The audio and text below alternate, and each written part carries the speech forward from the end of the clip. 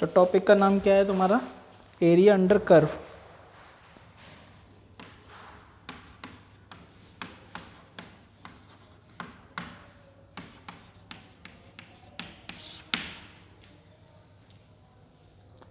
अब area under curve में क्या है बेटा, सिंपल सी बात समझने की कोशिश करो। मान लो तुम्हारे पास में कोई फंक्शन है y बराबर एफ एक्स, जिसका कोई स्पेसिफिक कर्व है ये इस तरीके से, ठीक है, कोई भी जनरलाइज कर्व है। उसमें क्या किया आपने, अब आपको एरिया निकालना है एक्स एक्सिस से बाउंड।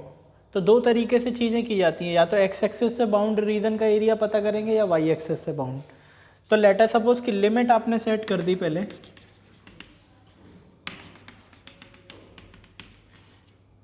केवल इतने एरिया की बात की जाएगी, यानी कि ये लोअर लिमिट या अपर लिमिट हो जाएगी, ठीक है।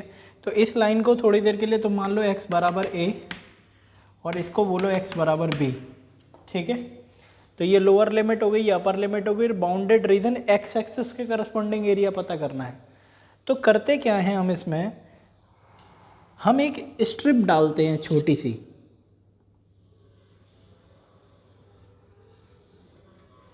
एक स्ट्रिप डालते हैं बहुत छोटी सी, बहुत ही ज़्यादा छोटी पतली स्ट्रिप डालते हैं। और इस स्ट्रिप की खास बात क्या है कि इसकी जो डिस्टेंस है, ये दोनों बहुत पास के पॉइंट होते हैं, मतलब ये बहुत छोटी सी मोटाई होती है इसकी, ठीक है।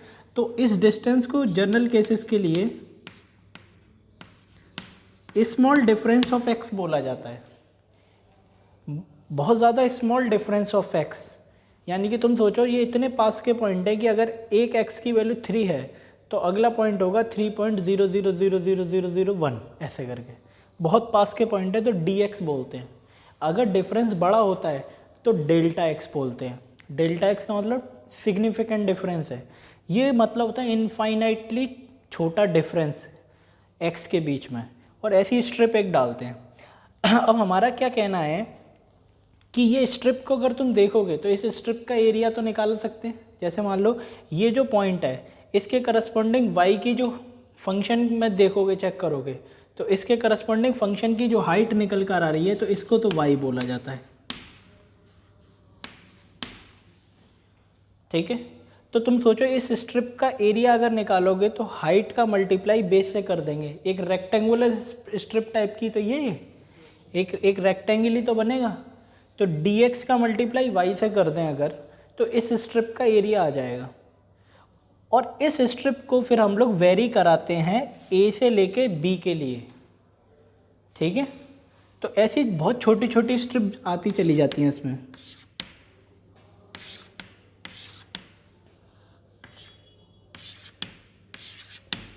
ऐसे।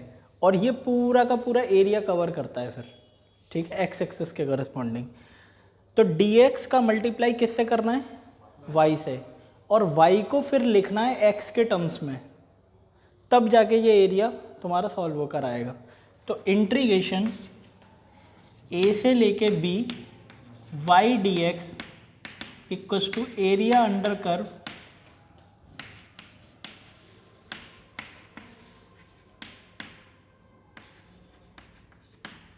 With respect to X axis. Area under curve with respect to X axis, और y की जगह पर तुम रिप्लेस करा दो बेटा F x D x.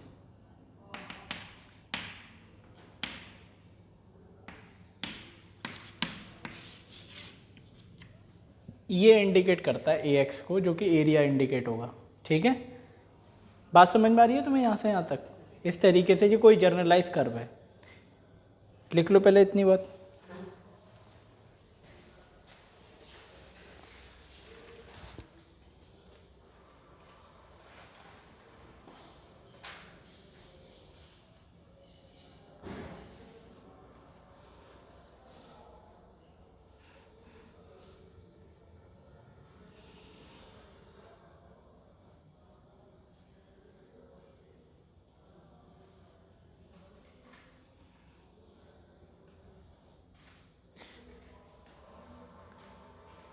Strip कौन सी डाल रहे हैं, क्यों डाल रहे हैं, उसके पीछे सब लॉजिक समझते रहना बस, है ना।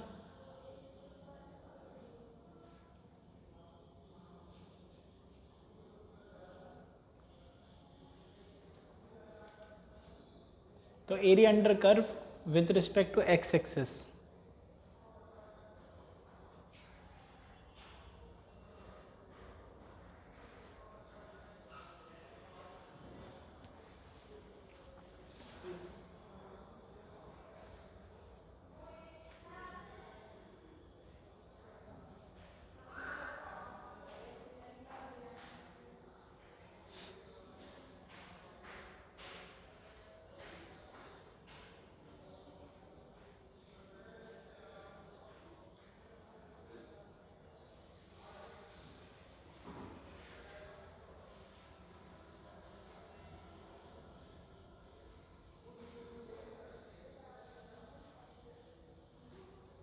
ठीक है, अब मेरी बात को थोड़ा समझने की कोशिश करो कि जैसे कि ये y है ना, इसको तुम क्या बोलोगे, इसको तुम बोलोगे कि ये जो y है वो x के टर्म्स में है कि नहीं।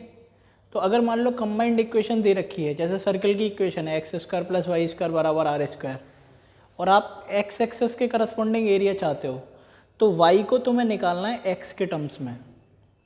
और अगर इसी को चेंज कर दिया जाए तो फंक्शन तुम्हारा बन जाएगा x equals to G of Y, और तब तुम स्ट्रिप डालोगे वो y एक्सिस पर होगी स्ट्रिप, और उसको वेरिएट कराएंगे। तो चेक करो दूसरा जो स्ट्रक्चर जो आएगा इसका निकल कर, दिमाग दौड़ाना बेटा थोड़ा सा, सिंपल सी बात है, कोई दिक्कत नहीं है।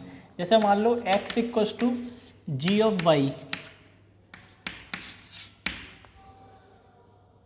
x equals to G of Y, अभी तुमने क्या किया, x को निकाला y के टर्म्स में, और इससे क्या होगा कि मान लो तुम्हारा जो फंक्शन था वो कुछ इस तरीके का था, है ना, और ये इस तरीके का फंक्शन था जिसमें ये है तुम्हारी लिमिट्स।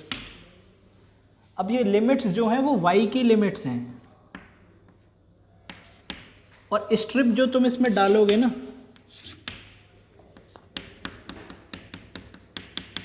ये स्ट्रिप पता है क्या हो जाएगी, dy, ये स्ट्रिप अब dy हो जाएगी। और ये स्ट्रिप अगर dy हो गई तो इस dy को वेरिएट कराना है। तो तुम सोचो इस dy के करस्पॉन्डिंग ये जो डिस्टेंस आएगी उसको क्या माना जाएगा, dx नहीं x माना जाएगा। ठीक है, तो इस स्ट्रिप का एरिया तुम बताओ क्या आएगा, स्ट्रिप का एरिया आएगा ये x का मल्टीप्लाई dy से, और तुम सोचो तुम्हें तो ये पूरा ही एरिया चाहिए ना, तो पूरा एरिया चाहिए, तो तुम सोचो तुमने जो ये लिया है y, तो y की लिमिट सेट करो यहाँ पर a से b, और x को किसके टर्म्स में रिप्रेजेंट कराओ, y के टर्म्स में। x को किस टर्म में रिप्रेजेंट कराओ, y के टर्म्स में। तो लिख सकते हो इसको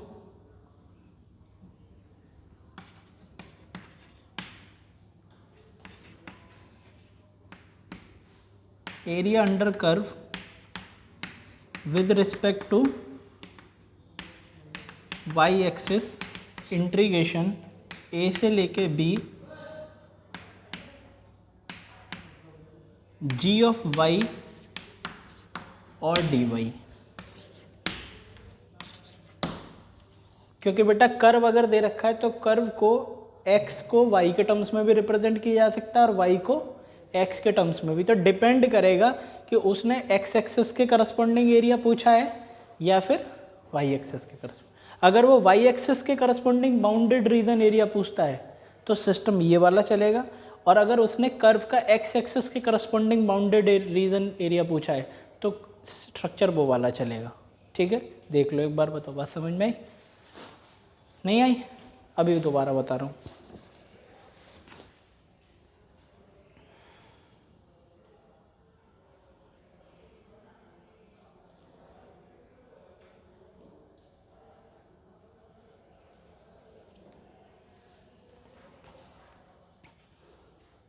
क्वेश्चन अभी समझाऊंगा तो आपको आ जाएगा ना।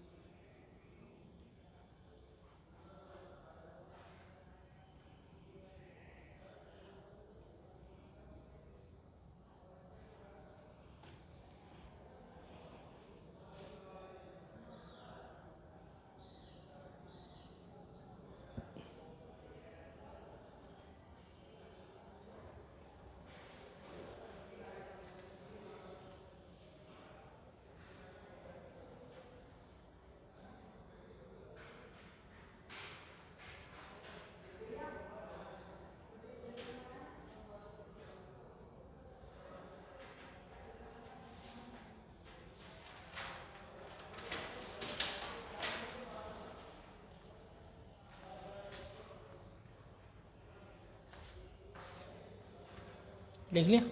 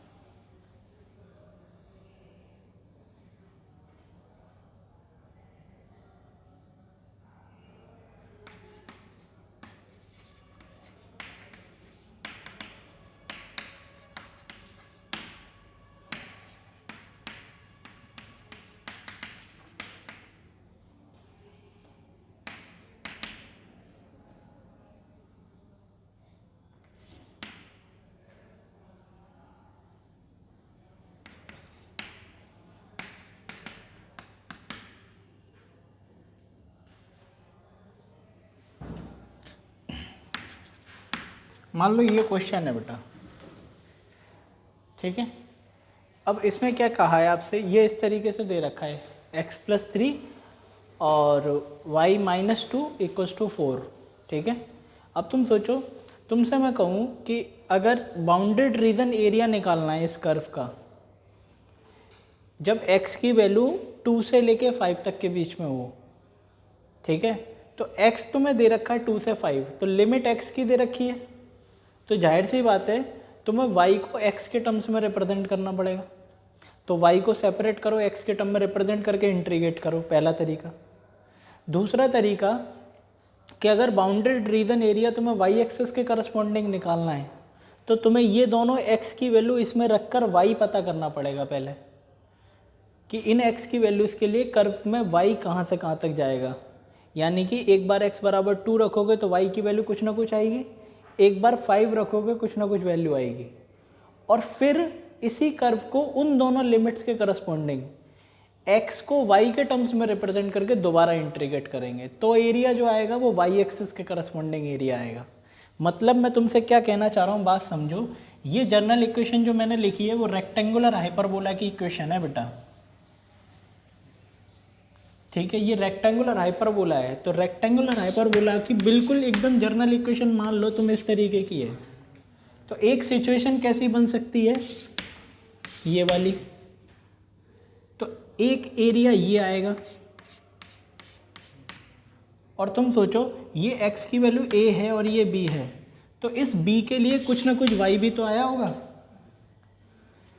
तो b के लिए y मान लो b' आया, और ये आया बेटा a'।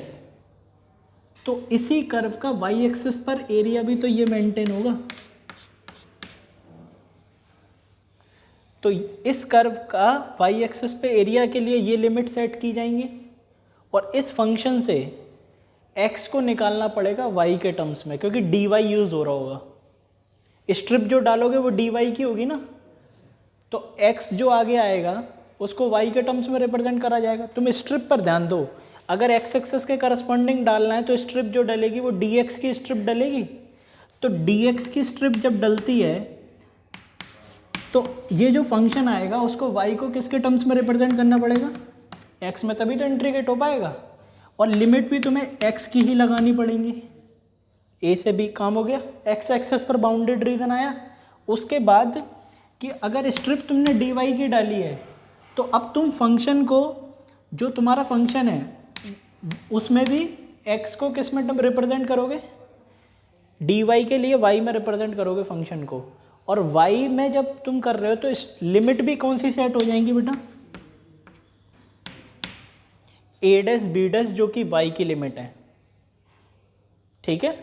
ये तो ये जो आया वो बाउंडेड रीजन एरिया है इस कर्व का ऑन द x एक्सिस, ये जो आया वो bounded region area on the y axis.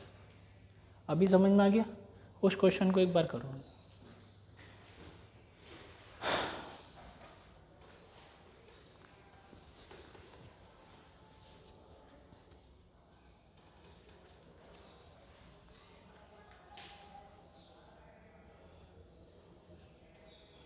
तो एक्स एक्सेस पर भी बाउंडेड निकालो एरिया और वाई एक्सेस पर भी, अलग अलग सेपरेट सॉल्व करो। 2 क्वेश्चन है ये।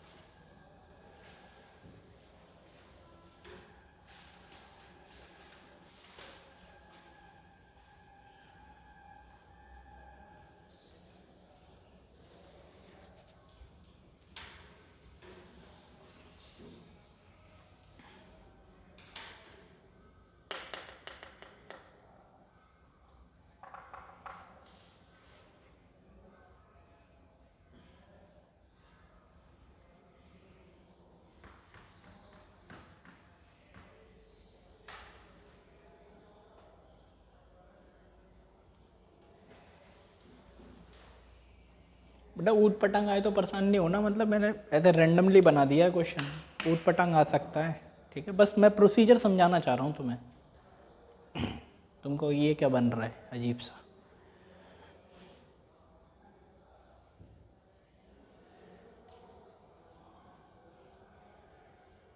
ये रीज़न कवर अप हो रहा है वीडियो में, ठीक।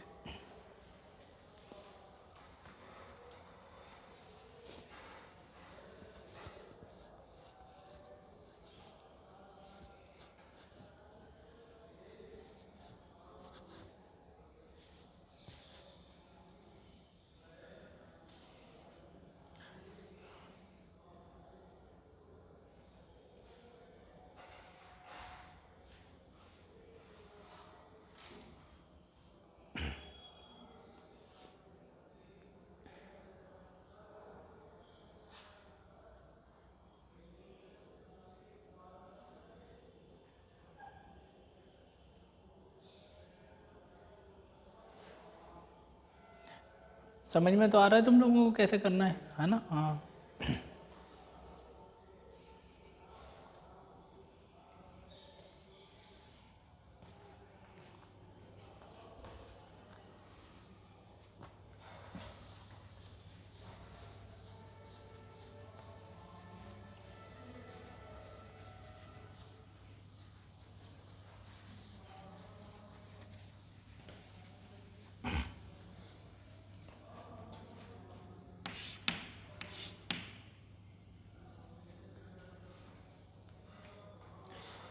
देखो बेटा मेरी बात सुनो, सुनो मेरी बात ध्यान से। सबसे पहले तो आप ये समझो, इस कर्व को ग्राफ अगर से बनाएं तो देखो ध्यान से समझने की कोशिश करो। केवल कैपिटल एक्स और कैपिटल वाई बराबर 2 स्क्वायर लिखा है अगर, तो तुम्हें पता है ये कर्व कुछ इस तरीके से बनता, ठीक है। एक्स कैपिटल वाई बराबर 2 स्क्वायर, तो इस तरीके से, और एक रेक्टेंगुलर हाइपरबोला इधर भी आता। लेकिन मैं फर्स्ट की बात कर लेता हूँ क्योंकि लिमिट उसी तरीके से सेट है। अब दिमाग दौड़ाओ थोड़ा सा कि x में 3 ऐड करने की वजह से तुम्हें फील क्या आ रहा है कि 3 डिस्टेंस आगे भागना चाहिए, ये चला जाएगा 3 डिस्टेंस पीछे। तो ये 3 डिस्टेंस पीछे जाने का फोटो समझो।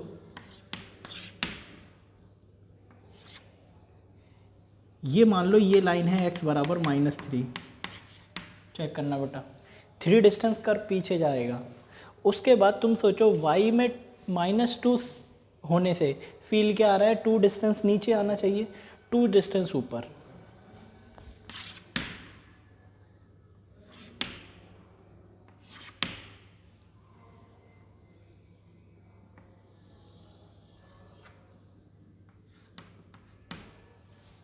ये बना इसका बात।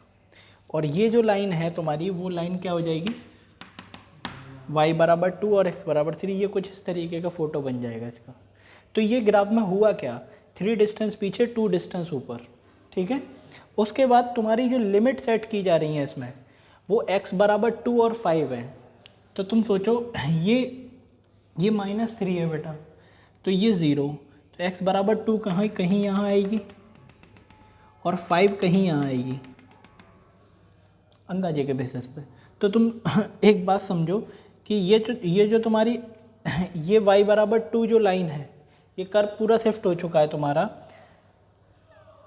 तो x एक्सिस के करस्पॉन्डिंग ये x बराबर -3, ये रीजन आया तुम्हारा, है ना। और इसी में जब तुम लिमिट सेट करोगे, एक तो ये आएगी और एक ये लिमिट आएगी जिसमें ये रीजन मिलेगा तुम्हें y के लिए। तो मतलब ये तो ग्राफिकल बातचीत हो गई हमारी। अब तुम मेजर अंडरस्टैंडिंग इस कर्व की जब लोगे तो तुम सोचो, जब x के करस्पॉन्डिंग x एक्सिस पे बाउंडेड रीजन निकालने की कोशिश करोगे तो होगा क्या, dx ही तो डालोगे स्ट्रिप। तो दिमाग दौड़ाओ, dx स्ट्रिप डालोगे और dx की करस्पॉन्डिंग लिमिट भी तुम कौन सी सेट करोगे, x की लिमिट। तो x कहाँ से कहाँ तक वेरी कर रहा है, 2 से 5x वेरी कर रहा है। dx तुमने स्ट्रिप डाल दी, क्या डाली है, स्ट्रिप dx अगर स्ट्रिप डाली है तो आगे y आएगा, लेकिन y को किसके टर्म्स में रिप्रेजेंट करना है, x में। तो वहाँ से y को खींचो x के टर्म्स में। तो तुम सोचो y -2 बराबर है 4/x + 3, और इस 2 को भी इधर लेकर चला जाऊँ, ये आया y x के टर्म्स में, इसका इंटीग्रेशन हो करा जाएगा।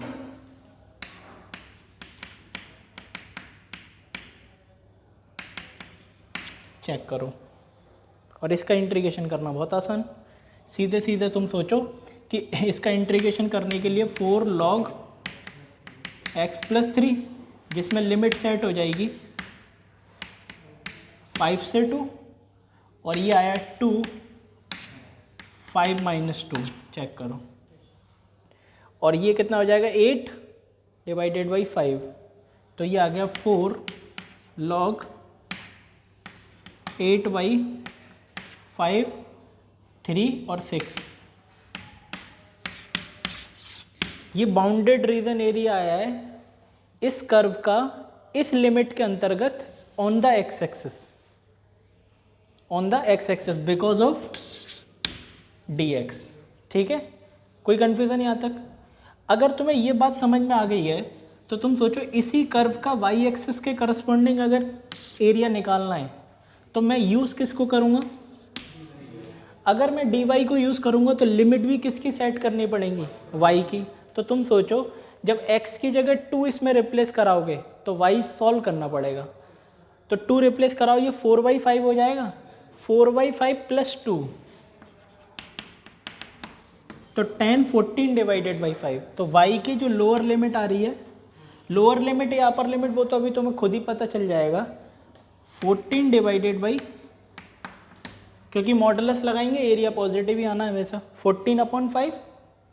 उसके बाद अगर तुम x की जगह पर 5 रख देते हो तो ये 8 हो जाएगा बेटा, तो 1/2 हुआ, और 1/2 + 2 कितना हो गया, 5/2।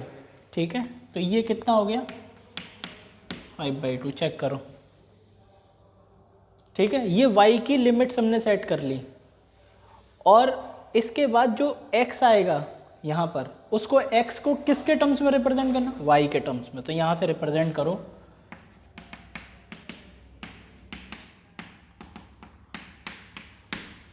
-3, और अब ये मेंटेन हो गया, ख़त्म हो गया कुछ।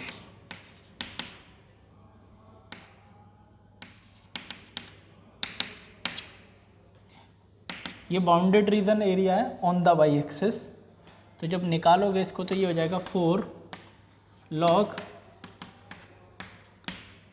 लिमिट सेट कर दो 14/5 से लेके 5/2 -3 y, तो ये कितना हो जाएगा 5/2 माइनस, और ये पूरा का पूरा सिस्टम बनेगा।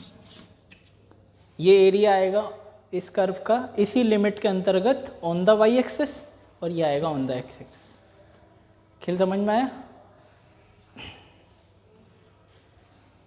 और एरिया पॉजिटिव आता है तो बाय द वे नेगेटिव फंस जाए तो उसको क्या कर देना, मॉडुलस लगा दे। तो मॉडुलस लगा देते हैं इसमें, ठीक है, बाहर लगा देना फंक्शंस पे मॉडुलस।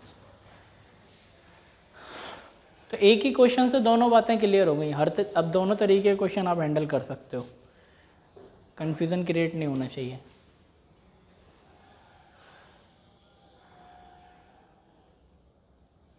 अभी और भी करवा दूंगा, परेशान नहीं हो।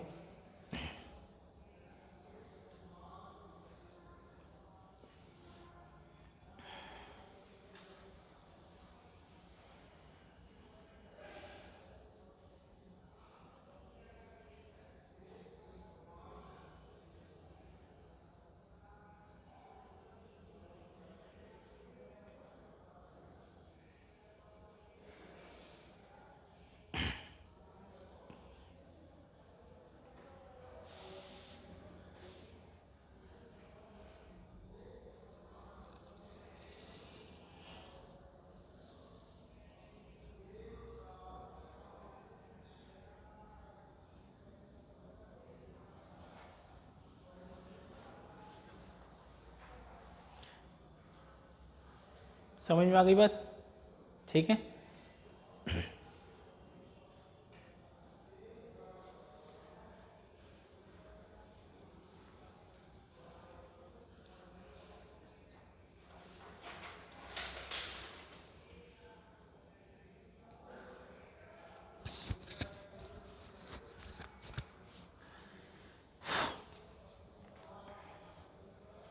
आगे बढ़े।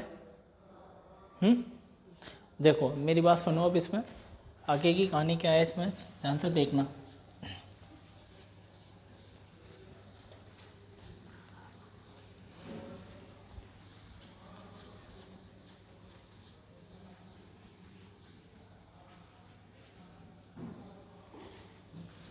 या फिर अभी रुक जाओ 1 सेकंड, एक क्वेश्चन और कर लो प्रैक्टिस के लिए।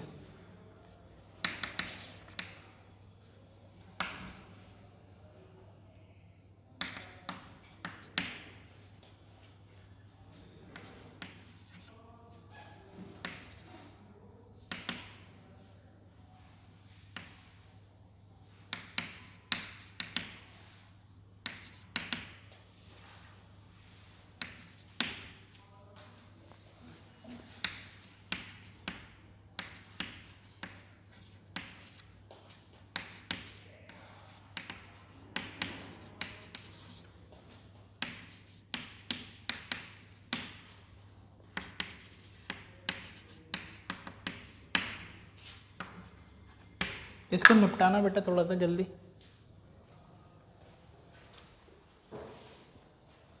x बराबर Y square and x equals to 1 to x equals to 4, the bounded region area on both the axes, x axis as well as the on the y axis. थोड़ा तसल्ली से solve करना है, जल्दबाजी नहीं करना है ना।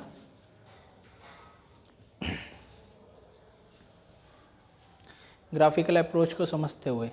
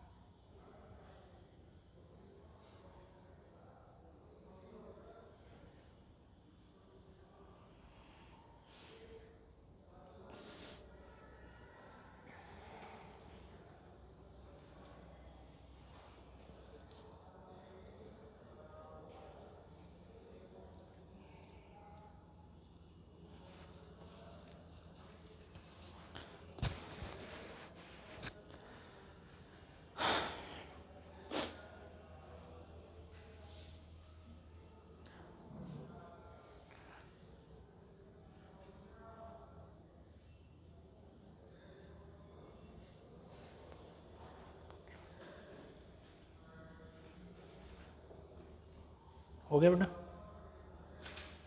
नहीं हुआ? कर्व बना लिया?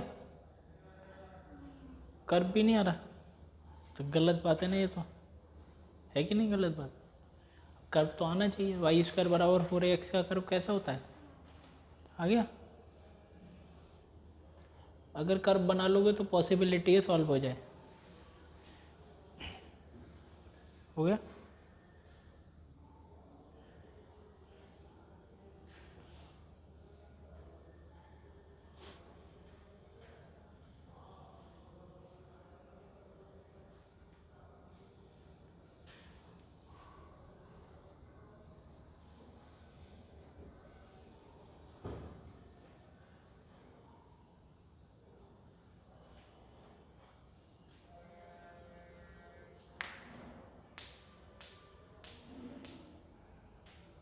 देखो एक सेकंड ध्यान से देखो इधर, मेरी बात समझने की कोशिश करो।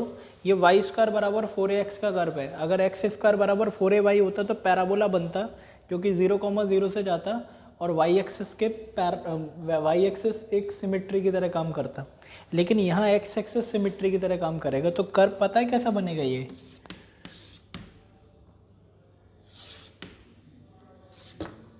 ऐसा बनेगा ये, ठीक है? वाई स्क्वायर बराबर 4x का कर्व है ये। अब दिमाग दौड़ाओ थोड़ा सा इस बात पर कि आपसे x का बाउंडेड दिया हुआ है मामला। कैसे? कि एक तो दे रखा आपको ये x बराबर 1 के बारे में बातचीत, और दूसरी जो बातचीत दे रखी है आपको वो x बराबर 4 से रिलेटेड बात है। तो तुम सोचो जब x के करस्पॉन्डिंग बात करोगे तो आप इसमें स्ट्रिप डालोगे बेटा एक, और जो भी स्ट्रिप डालोगे तुम उसको, इसको क्या बोला जाएगा? dx। और यहाँ जो y मेंटेन होगा ये, उसको y को तुम किसके टर्म्स में लिखना होगा तुम्हें? x के टर्म्स में, ठीक है? और लेकिन केवल पॉजिटिव रीजन कंसिडरेशन लेना है, ठीक है? तो पॉजिटिव रीजन कंसिडरेशन जब लोगे तुम एरिया के लिए, बाउंडेड एरिया के लिए, तो यहाँ से इस बात को समझने की कोशिश करो। एक्स एक्सिस के करस्पॉन्डिंग बाउंडेड रीजन एरिया जब निकालोगे तो दिमाग दौड़ाओ, यहाँ से जब वैल्यू निकालोगे तो y बराबर क्या आएगा? स्क्वायर रूट एक्स, ठीक है? तो स्क्वायर रूट एक्स जो आया तुम्हारा, जिसमें x की वैल्यू 1 से लेके कहाँ तक वेरिएट करना है? 4 तक। तो तुम 1 से लेके 4 dx के करस्पॉन्डिंग स्क्वायर रूट को इंटीग्रेट कर दो तो ये एरिया आ जाएगा ax। ax का मतलब समझते हो? x एक्सिस पे bounded reason of this particular given curve. Integrate हो जाएगा, लिमिट सेट कर देना। अब इसी में अगर तुम y एक्सिस के लिए बात करो अगर, तो दिमाग दौड़ाओ बेटा कि ये चीज़ और ये चीज़, और अब जिस एरिया की बात की जा रही है 1 के करस्पॉन्डिंग तो ये 1 ही आएगा, और 4 के करस्पॉन्डिंग जब तुम x की जगह 4 रखोगे तो ये +2 मेंटेन करेगा, ठीक है? तो +2 मेंटेन करेगा। अब किस एरिया की बात करनी है तुम्हें? इसकी। तो अब जो स्ट्रिप डाली जाएगी वो स्ट्रिप कैसी होगी बेटा? वो dy की स्ट्रिप होगी, जिसमें लिमिट 1 से लेकर 2 मेंटेन होगी। और dy के करस्पॉन्डिंग तुम्हें क्या करना होगा कि जो x आएगा ये, उसको x को y के टर्म्स में रिप्रेजेंट कराना होगा। ये तो dy है मोटाई इसकी, ये कितना आएगा? x आएगा ना। जैसे तुम सोचो ये dx था तो ये y आया, ऐसे ही ये x आएगा। इस चीज़ को कहा जाता है x, और x को रिप्रेजेंट करना है y के टर्म्स में। तो y की अगर बात करो तुम, तो इंटीग्रेशन करना पड़ेगा 1 से लेकर 2 जो कि y की लिमिट है, और dy, और फंक्शन को रिप्रेजेंट करो x को y के टर्म्स में, दैट इज वाई स्क्वायर, और इसका इंटीग्रेशन करेंगे तो ये area bounded by this curve on the x axis, ये आ गया area bounded by this curve on the y axis, ठीक है? हैं? ये ग्राफ बनाना ज़रूरी नहीं है, ग्राफ बनाना ज़रूरी नहीं है, लेकिन क्वेश्चन अभी सिंपल है, निकाल पा रहे हो। क्वेश्चन जैसे जैसे कॉम्प्लिकेटेड होते चले जाएंगे, वैसे वैसे ज़रूरत पड़ेगी, इसके बिना काम नहीं चलेगा, क्योंकि ऐसे क्वेश्चन तुमसे बोर्ड में पूछे जाएंगे तो तुम जनरल फॉर्मूला लगा के निकाल सकते हो, लेकिन जहाँ क्वेश्चन ग्राफ के ऊपर ग्राफ चढ़ेगा वहाँ दिक्कत हो जाएगी, फिर ग्राफ बनाना पड़ेगा कि कौन सा ग्राफ ऊपर है कौन सा नीचे है, अभी वो कंडीशंस भी आएंगी। ठीक है, अगर तुम्हें ग्राफ में दिक्कत आ रही है किसी तरीके की तो तुम फंक्शन के मेरे यूट्यूब पर नोट्स देख लो, उसमें सारे ग्राफ मैंने बनवाए हैं, parabola, ellipse, hyperbola, rectangular, hyperbola सब बनवाया है। ठीक है, और फिर भी दिक्कत आए तो मेरे से पर्सनली कंसल्ट कर लेना एक बार आके। नहीं, बनाना ज़रूरी है। ठीक है, तुम मेरे से तुम ये मान के चलो कि कोऑर्डिनेट ज्योमेट्री का, जैसे इन लोगों को तो पता होगा 11th में, कोऑर्डिनेट ज्योमेट्री का सिंपल से सिंपल क्वेश्चन भी मैं कभी बिना ग्राफ के नहीं करता हूँ, चाहे उसमें बिल्कुल इतना सिंपल क्यों ना हो कि उसमें कुछ भी नहीं करना है, लेकिन ग्राफ बनाने से क्या होता है कि हमें क्लियर समझ में आ जाता है कि अच्छा इसमें ये चीज़ चल रही है।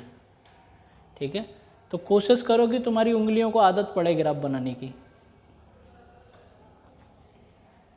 खेल समझ में आ गया ये पूरा? अभी तुम्हें समझ में आ गया बेटा? लिख लो इसको।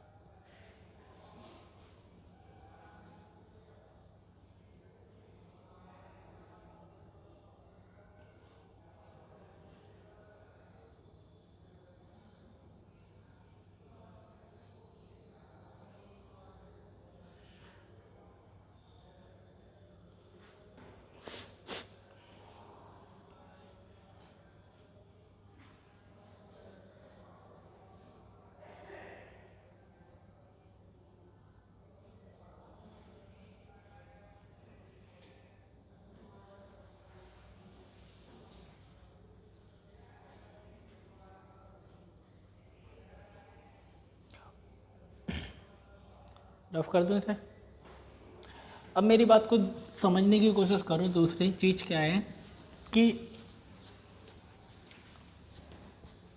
दूसरे तरीके के क्वेश्चन किस तरीके से मिलेंगे, ध्यान से सुनना। मान लो तुम्हारे पास, ध्यान से सुनना मेरी बात को, कि तुम्हारे पास में एक फंक्शन इस तरीके से है और दूसरा फंक्शन ये है। ठीक है, और ये आपका कार्टेशियन प्लेन है और इस तरीके से ये फंक्शंस हैं। तो एक बात सोचो, एक ये फंक्शन है, एक ये नीचे से जा रहा है फंक्शन, तो इंटरसेक्शन पॉइंट की अगर बात करें,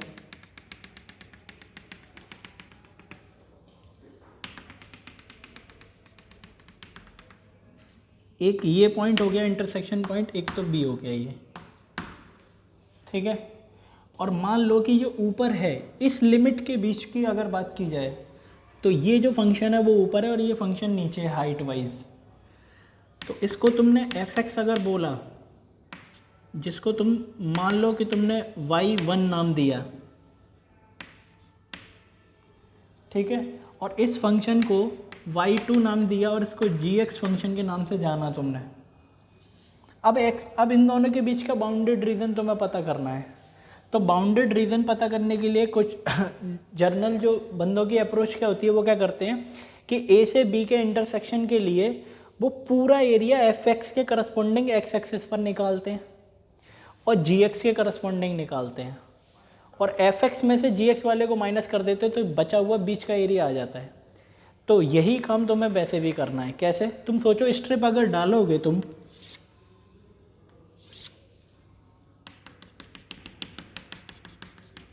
जिसको तुम नाम तो dx का ही दोगे। अब dx की स्ट्रिप जब डालोगे तो तुम सोचो, ये जो है तुम्हारा पूरा, ये y1 है, और अगर इसकी बात की जाए तो ये y2 है। तो केवल अगर इंटरनल स्ट्रिप की अगर लेंथ की बात करें हम, तो अपर फंक्शन में से लोअर फंक्शन घटाने की बात हो गई एक तरीके से, और dx के करस्पॉन्डिंग फंक्शन को x के टर्म्स में ही रिप्रेजेंट करना है। तो सिंपल सी बात है, अगर इस केवल इतनी स्ट्रिप की बात करें तो ये कहना चाह रहा है कि फंक्शन में से gx फंक्शन को घटा दिया जाए और सब्ट्रैक्ट करने के बाद dx से मल्टीप्लाई करा जाए और इंटीग्रेट कर दिया जाए, बाउंडेड रीजन आ जाए। तो इंटीग्रेशन a से लेके b f(x) minus dx, bounded region area between fx and gx, ठीक है।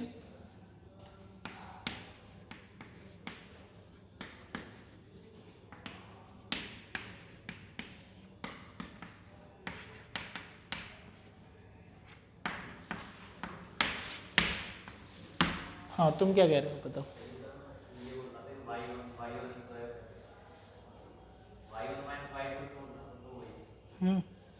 हाँ बात वही है, तुम ये कहना चाह रहे हो कि ये y1 सही है तुम्हारी बात, लेकिन अल्टीमेटली dx की वजह से x में ही रिप्रेजेंट करना पड़ेगा ना, और ये x की ही लिमिट्स हैं, ठीक है। तो अपर फंक्शन माइनस लोअर फंक्शन का सीन चलेगा। अब तुम्हें ग्राफ बनाना नहीं आता तो तुम्हें समझ में ही नहीं आएगा कौन सा फंक्शन अपर है कौन सा लोअर, फंस गए ना।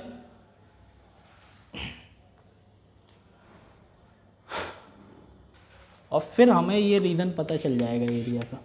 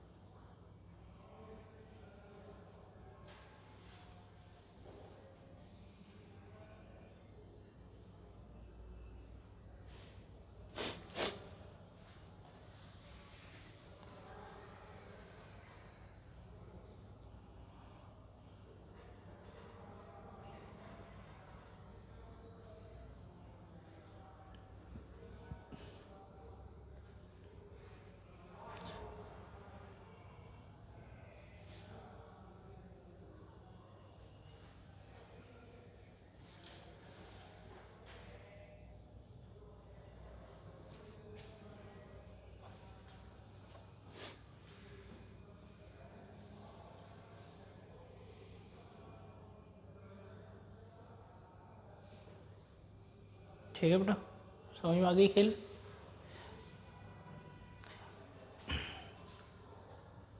ये रफ कर दो इधर। अब मेरी बात को और समझने की कोशिश करो यहाँ पर।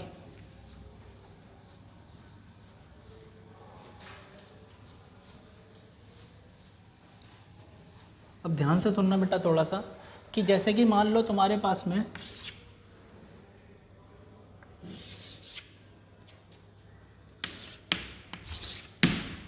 ये है कोई कर्व, ठीक है। देखो ध्यान से सुनो। अब जो बातचीत की जाएगी वो कौन कितना लेफ्ट में है कौन कितना राइट में है उससे रिलेटेड होगी, हाइट से रिलेटेड बात अब नहीं की जाएगी। तो अब स्ट्रिप जो डलेगी काम वही चलेगा सारा। अब दिमाग दौड़ाओ, इस फंक्शन को अगर मैं बोल रहा हूँ तो इसको थोड़ी देर के लिए अगर x2 बोल दिया जाए तो x2 को हम कोई भी एक फंक्शन अपनी तरफ से अज्यूम कर लेते, जैसे hx मान लो, ठीक है। और ये x1 को थोड़ी देर के लिए mx फंक्शन मान लो। कंफ्यूज मत हो जाना बिल्कुल भी।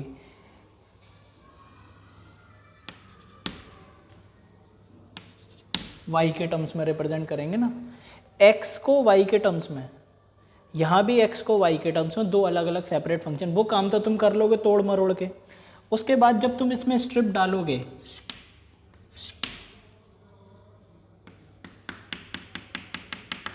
तो ये स्ट्रिप के लिए तुम सोचो x1 में से x2 तो ही घटेगा, तभी तो बाउंडेड रीजन आएगा।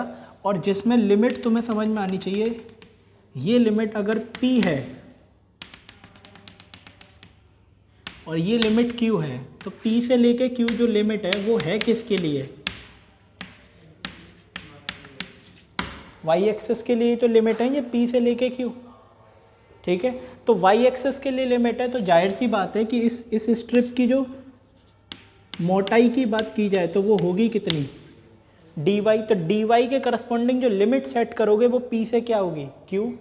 और जिसमें तुम्हें राइट मोस्ट साइड के फंक्शन में से लेफ्ट मोस्ट साइड के फंक्शन को सब्ट्रैक्ट करना पड़ेगा, जिसमें से x1 में से कौन सब्ट्रैक्ट होगा, x2, और x1 को तुम्हें y के टर्म्स में लिखना पड़ेगा और x2 को भी y के टर्म्स में लिखना पड़ेगा तोड़ मरोड़ के। और सीधे सीधे अगर area bounded by on the y axis between two curves की अगर बात की जाए तो इंटीग्रेशन p से लेके q मेरे भाई dy, और जो तुम बोल रहे थे तुम्हारी बात समझ लो, x1 माइनस x2, लेकिन x1 को और x2 को दोनों किस में रिप्रेजेंट करना पड़ेगा, y में। तो ए वाई इंटीग्रेशन p से लेके q M Y minus H Y और डी वाई, ये खेल हो गया इसका, और ये रीज़न आएगा इसका।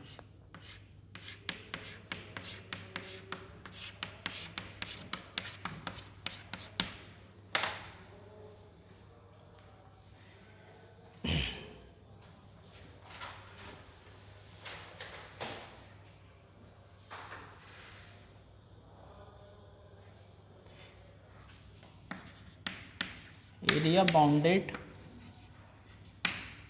On Y axis between two curves, ये सब लैंग्वेज वगैरह भी लिख लेना है ना।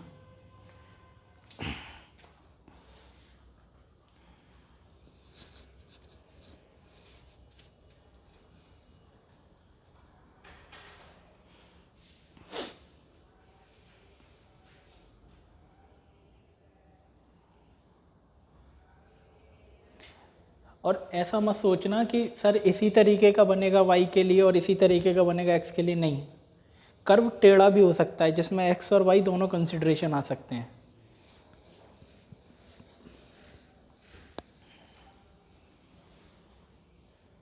ये तो कन्वीनियंट लगता है, थोड़ा देखने में अच्छा लगता है, इसलिए ऐसा बनाते हैं।